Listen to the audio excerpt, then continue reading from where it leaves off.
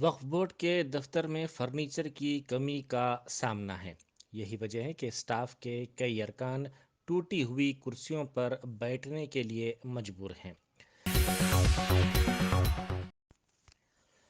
وقف بورڈ کے دفتر میں فرنیچر کی کمی کا سامنا ہے۔ یہی وجہ ہے کہ اسٹاف کے کئی ارکان ٹوٹی ہوئی کرسیوں پر بیٹھنے کے لیے مجبور ہیں۔